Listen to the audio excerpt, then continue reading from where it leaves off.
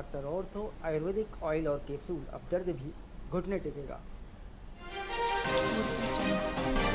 रायपुर कांग्रेस में वार्ड सूची पर विवाद जारी होते ही सूची को किया गया निरस्त। पीसीसी चीफ दीपक बैज निर्देश किए जारी।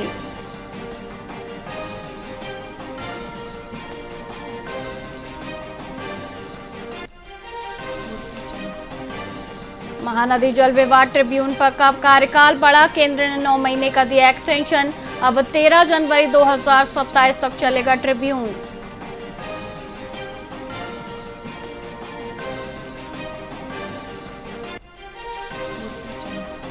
बिलासपुर रेलवे जोन ने फिर की 10 ट्रेनें रद्द। एक दिन पहले ही ट्रेनों को किया था बहाल। अचानक कैंसिल से यात्रियों की बड़ी परेशानी।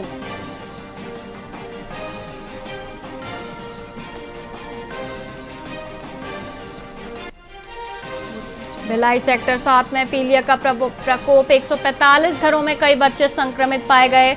बच्चों के चेहरे आंखों में दिखा पीलापन।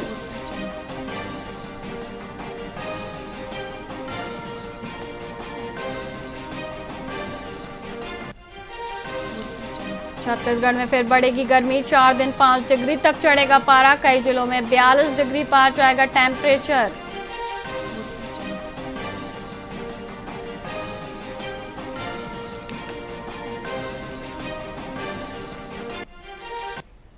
नमस्कार, आप देख रहे हैं वीआईपी न्यूज और मैं हूं वैशाली श्रीवास्तव। आइए रुक करते खबरों की ओर। प्रधानमंत्री मोदी की स्वदेशी अपनाने की अपील का असर अब राज्यों में भी दिखने लगा है। छत्तीसगढ़ के मुख्यमंत्री विष्णुदेव साय ने विदेशी कंपनी की फॉर्च्यूनर छोड़ अब टाटा मोटर्स की स्कॉर्पियो को अपनी नई सवारी बनाया है। सीएम साय लगातार स्वदेशी को बढ़ावा देने की बात करते हैं। उनकी यह पहल आत्मनिर्भर भारत के संदेश को मजबूत करती है और आम लोगों को भी देशी उत्पाद अपनाने के लिए प्रेरित करती है।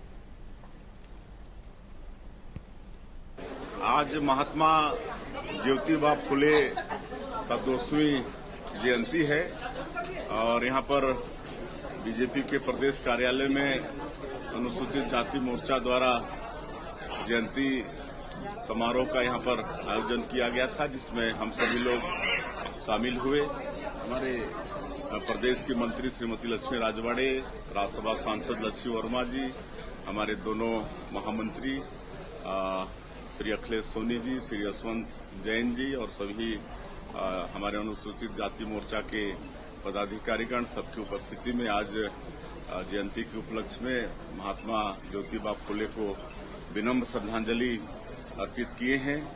उन्होंने नारी शिक्षा पर बड़ा जोर दिया था और इस देश में वो पहले व्यक्ति थे जो नारी शिक्षा के लिए अलग से सबसे पहला स्कूल खोले थे। इसमें अपनी पत्नी को भी टीचर के रूप में उसमें नियुक्ति दिलाए थे। तो उनको हम आज उनकी जयंती के अवसर पर नमन करते हैं।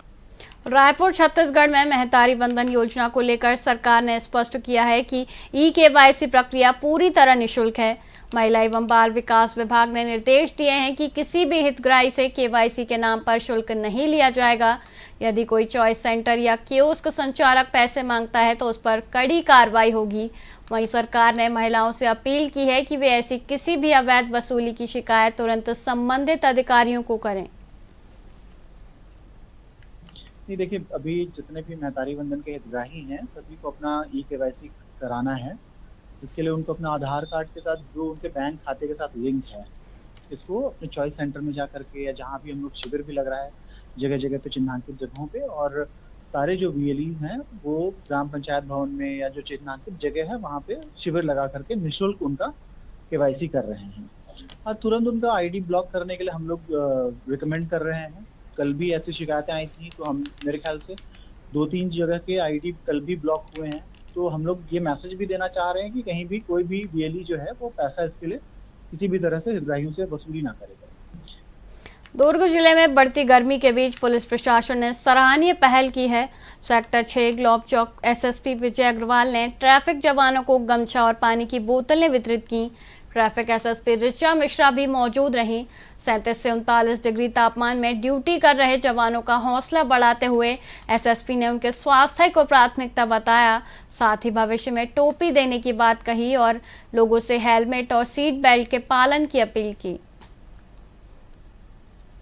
जो कर्मचारी अधिकारी सारे इन्फोर्समेंट में लगे हुए हैं, काफ़ी धूप में भी काम करते हैं, तो उनको आज वाटर बॉटल और गमछा दिया गया है ताकि वो अपनी ड्यूटी का निर्वहन और बेहतर ढंग से कर सकें।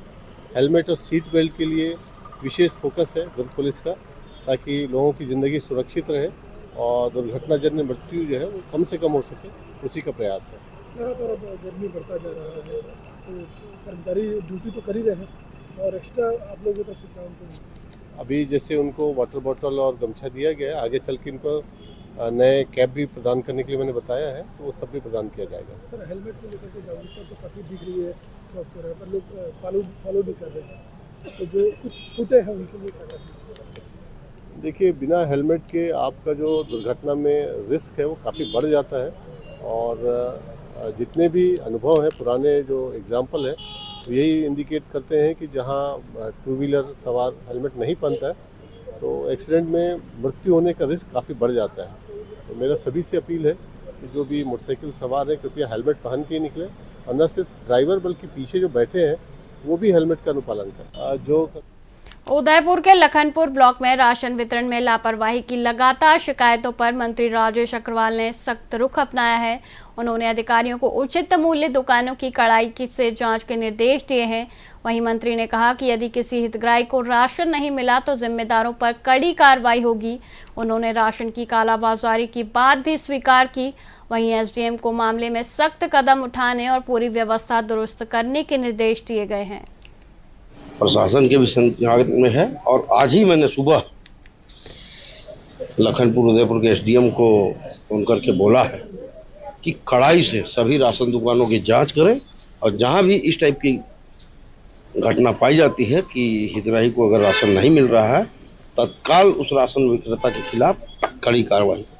कालाबाजारी भी कर रहे हैं राशन की, ऐसे सुनने में आ रहा है। हाँ, बिल्कुल जानकारी मिल रही है, एकदम सच्चाई स्वीकार करने में कोई दिक्कत नहीं है, लेकिन मैंने आज ही एसडीएम को बोला कि कड़ी से कड़ी कार्रवाई करें। इनका हौसला कैसे बढ़ा हुआ है? 2 साल हो गया आप लोग भी कड़ाई करते हुए, लेकिन उसके बाद इनका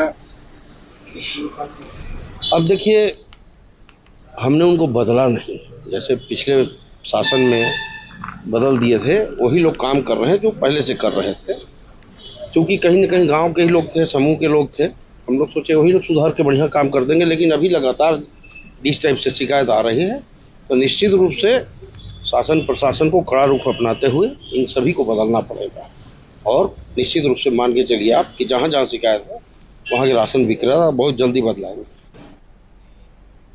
एमसीबी जिले के नागपुर गांव में आज भी खेती की शुरुआत से पहले कठोरी पूजा की प्राचीन परंपरा पूरी श्रद्धा के साथ निभाई जा रही है। नए कृषि सत्र के आगाज पर किसान अपने खेतों में वर्षा के देवता इंद्रदेव और भूमि माता की विशेष अर्चना करते हैं। ग्रामीणों की मान्यता है कि इस पूजा के बाद ही वर्षा पर्याप्त होती है और फसल अच्छी मिलती है। वहीं आधुनिकता के दौर में भी यहाँ का युवा वर्ग अपनी इस सांस्कृतिक विरासत को गर्व के साथ आगे बढ़ा रहा है।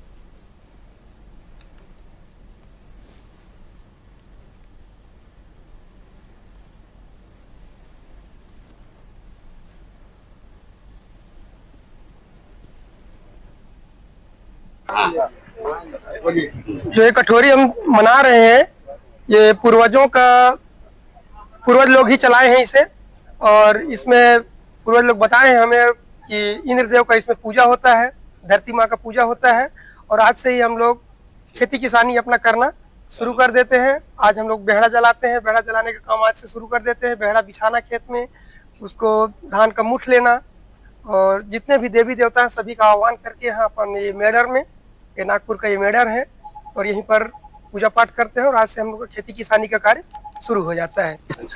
नागपुर पंचायत है और हम किसान हैं, किसानी करते हैं। आज के दिन अभी हमारे यहाँ इंद्र पूजा हो रहा है, इंद्र पूजा कराते हैं धान का रोपाई बुआई के पहले। इसके बाद ये प्रथम हम लोगों का काम है, इसके बाद में फिर आगे बढ़ते हैं किसानी के लिए।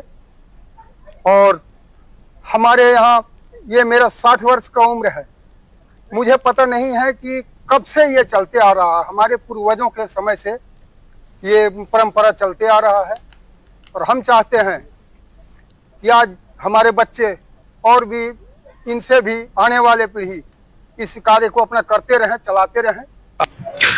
मैं ग्राम पंचायत नागपुर के सरपंच हूँ। नाम मेरा ललन सिंह है। आज हम कठोरी मनाने जा रहे हैं। एक साल में एक बार कठोरी मनाते हैं, जो कि यहाँ इंद्र पूजा किया जाता है बैगा के माध्यम से, और हम चाहते हैं कि ये सदियों चलते रहे। इतना ही कर। दोरगोताई थाना क्षेत्र में मानवता को शर्मसार करने वाली घटना सामने आई है, जहां लापता 5 साल की मासूम बच्ची कई घंटों बाद कुएं के किनारे बोरे में बंद मिली। दरिंदों ने बच्ची का मुंह तकिए के खोल से बांध रखा था। वहीं ग्रामीणों की मदद से बच्ची को सुरक्षित निकालकर अस्पताल में भर्ती कराया गया है। एफएसएल की टीम मौके पर जांच कर रही है। वहीं पुलिस ने एक संदिग्ध को हिरासत में लिया। फिलहाल मेडिकल रिपोर्ट का इंतजार है ताकि असलियत सामने आ सके। बचे ही नहीं बचे बच्ची लड़का ठीक है। कितने साल की बच्ची? 5-6 साल की। और जो किया है उसका क्या नाम है? क्या करता है, क्या है कुछ पता है? पता नहीं। अच्छा, बच्ची को मतलब बोरे के अंदर डाल दिया था और तकिया के खोल से मुंह बांधा हुआ था। अभी ठीक है? ठीक। और कहाँ पे?